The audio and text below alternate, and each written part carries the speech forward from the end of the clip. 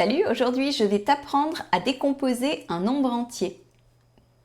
Alors on va faire des petits exercices tout simples et je vais t'apprendre donc à décomposer tout d'abord le nombre 2361. Alors souviens-toi que on a une numération décimale de position et que donc chaque chiffre ici, selon sa position, eh bien, porte le nom d'un rang, unité, dizaine, centaine, unité de mille, dizaine de mille, centaine de mille, unité de million, dizaine de millions, centaine de millions, etc. Tu peux aller voir ma vidéo sur justement les rangs si tu n'as pas bien compris de quoi je te parle. Alors, ici, on me demande de décomposer 2361. En fait, ce qu'on veut savoir, eh bien, c'est combien j'ai d'unités, combien j'ai de dizaines, combien j'ai de centaines, etc. Alors, regarde comment on va écrire ça. On va commencer par le plus grand des chiffres ici, c'est 2. Et on va se demander, tiens, 2, il est de quel rang? Alors, si tu veux, je vais venir te le placer là dans le tableau. Voilà, 2, c'est le rang des milliers. Donc ici, 2, eh bien, je peux dire que c'est 2 fois 1000. On entend bien, quand je dis 2361, 2000. Et je vais venir mettre des parenthèses aussi ici autour. Alors, ensuite, je passe au chiffre suivant, c'est le 3. 3, c'est le rang des centaines. Donc, on va dire que c'est 3 fois 100. Encore une fois, quand je dis 2300, tu entends bien que je dis 100. Le chiffre suivant, c'est 6. 6, ici, eh bien, je suis dans le rang des dizaines, donc je vais écrire x 10.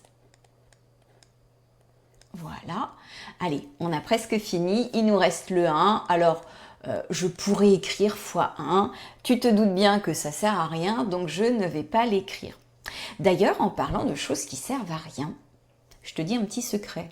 En fait, les parenthèses que j'ai mises ici en rouge, eh ben, elles servent à rien non plus. Mais si tu es en sixième, tu ne l'as pas encore appris parce qu'on voit ça qu'en cinquième, ça s'appelle les priorités opératoires. Et en fait, la multiplication, comme elle est prioritaire sur l'addition, eh ben, je pourrais tout simplement écrire comme ça, directement sans les parenthèses. Et en fait, il y a une règle qui me dit, quand il y a une multiplication et des additions, eh ben c'est la multiplication qui est prioritaire. Donc si j'écris ça comme ça, de toute façon, tu dois commencer par les priorités de calcul, qui est ici la multiplication. C'était ma petite parenthèse secrète. Allez, je passe au nombre suivant. On va venir le mettre dans notre tableau pour t'aider un petit peu. Alors évidemment, si tu n'as plus besoin du tableau, tu t'embêtes pas à le refaire, d'accord? Et tu le fais bien entendu de tête. Donc tout pareil, hein, on m'a demandé de décomposer ici et je vais me servir de mon tableau si j'en ai besoin.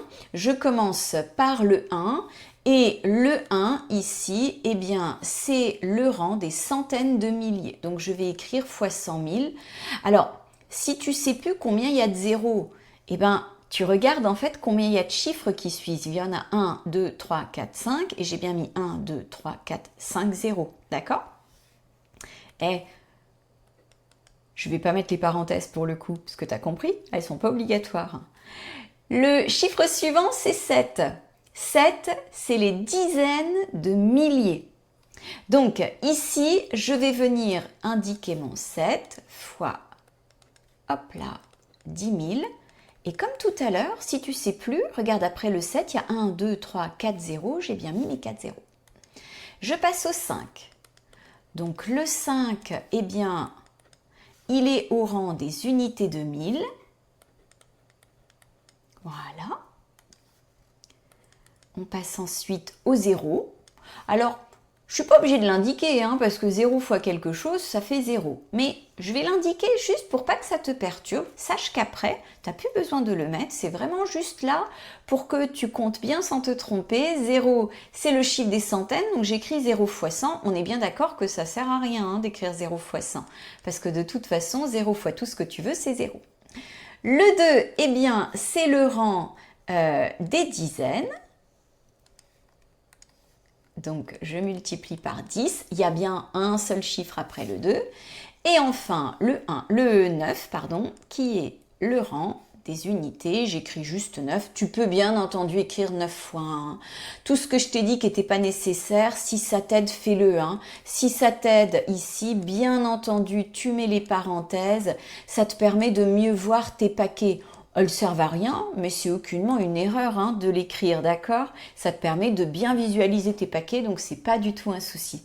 Et voilà, on a décomposé ici un nombre entier. Et moi, je te dis à plus pour d'autres astuces.